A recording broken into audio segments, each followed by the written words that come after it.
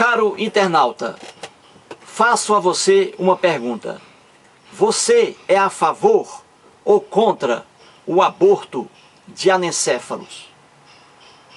Em outras palavras, você é a favor ou contra a retirada de fetos humanos com má formação no cérebro? Quais são os seus argumentos? Se você é a favor, quais são os seus argumentos? Se você é contra, quais são os seus argumentos? Argumentos, caro internauta, devem ser lógicos ou científicos. Argumentos de natureza religiosa, como já disse há vários dias, não cabem dentro da estrutura jurídica. Religião é uma coisa, o direito que se arvora numa ciência é outra. Você é a favor ou contra a retirada de fetos humanos com má formação no cérebro? Hoje, caro internauta, são 2 de abril de 2012, segunda-feira. Daqui a 9 dias, ou seja, no dia 11 de abril de 2012, o Supremo Tribunal Federal vai analisar a legalidade ou não da retirada de fetos humanos com má formação no cérebro. É o chamado aborto de anencéfalos.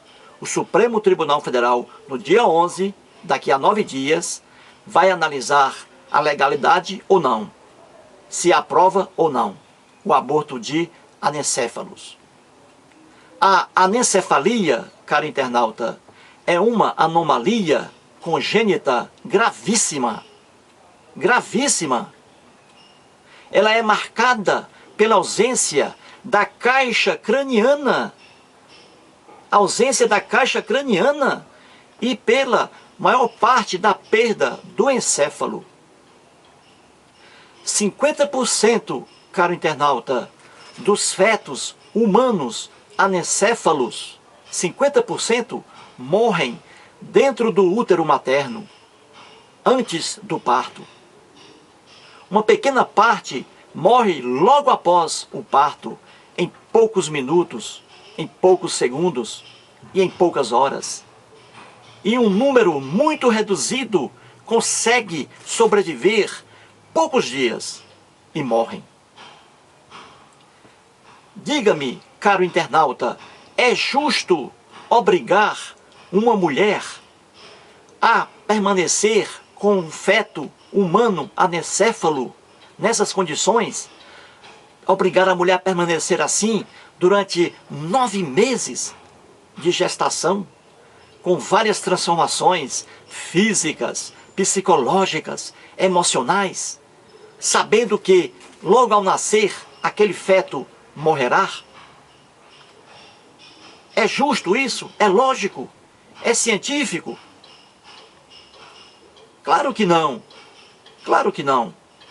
Vou dizer uma coisa agora, anote aí, caro internauta. No dia 11 de abril de 2012, daqui a 9 dias, o Supremo Tribunal Federal vai decidir a legalidade ou não do aborto de anencéfalos. Eu vou dizer agora, anote aí, o Supremo Tribunal Federal vai aprovar o aborto de anencéfalo. Vai aprovar. Muita gente no Brasil não sabe o que é o aborto. Eu vou explicar aqui. O aborto, regra geral, é proibido no Brasil. É proibido no Brasil. Está lá no Código Penal brasileiro. É proibido no Brasil. Só que há 2 exceções.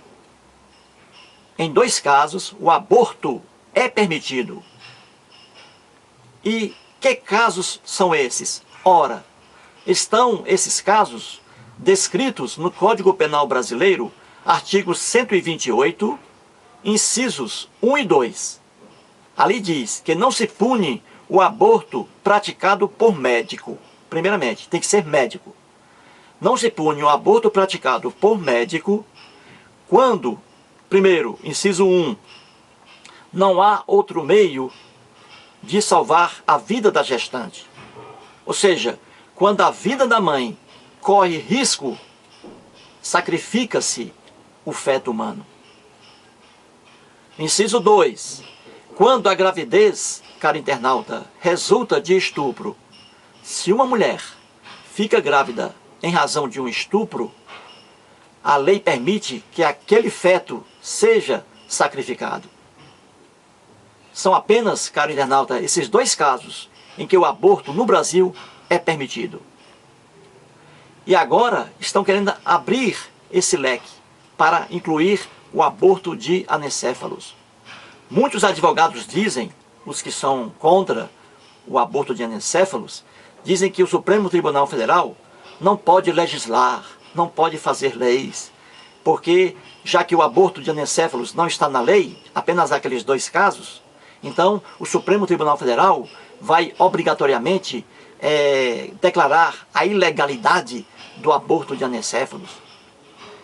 Dizem eles que o aborto de anencéfalos, para ser aprovado, isso aí é de competência do Congresso Nacional. Ora, esse papo é furado.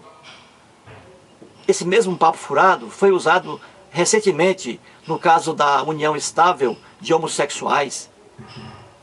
Os que eram contra a união estável de homossexuais pregavam isso aí, de que não estava na lei e que o Supremo não tinha competência legislativa. Ou seja, o Supremo não pode criar leis, ele deve julgar, mas não criar. Papo furado. O Supremo foi e aprovou a união dos homossexuais. E eu disse isso há muito tempo. Besteira.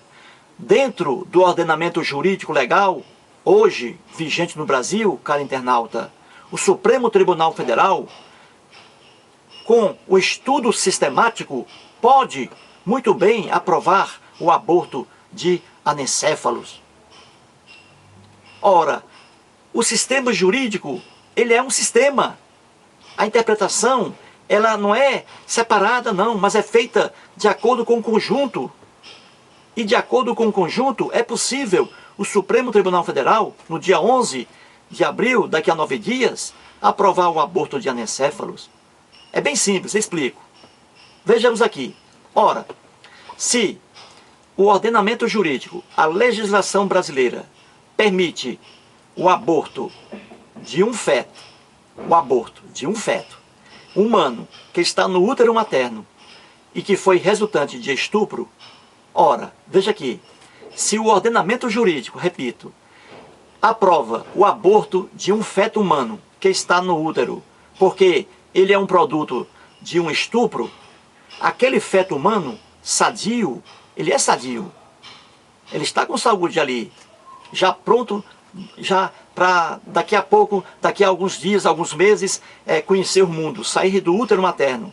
Se aquele feto humano, que é sadio, normal, com todos os órgãos funcionando normalmente, é sacrificado, pode ser sacrificado, de acordo com o ordenamento jurídico brasileiro, com maior razão ainda, meu amigo internauta, um feto humano que não tem a caixa craniana, que não tem a maior parte do encéfalo. Ora, veja, entendeu o que eu quis dizer?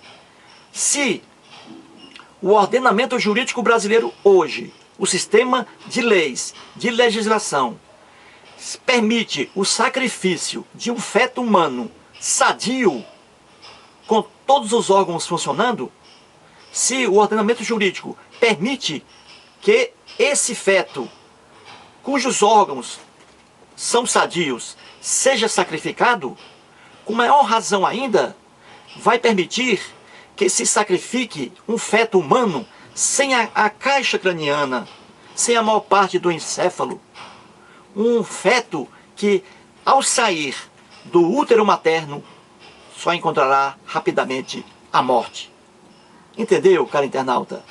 De acordo com o próprio ordenamento jurídico brasileiro, com essa interpretação, porque no direito, quem pode o mais, pode o menos. Com essa interpretação, é possível a aprovação do aborto de anencéfalos.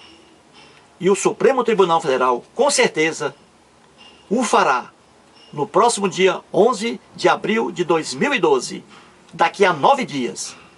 Aguarde, caro internauta, guarde esse meu vídeo. Com certeza será aprovado o aborto de anencéfalos no Brasil, com a fundamentação lógica e jurídica. Muito obrigado.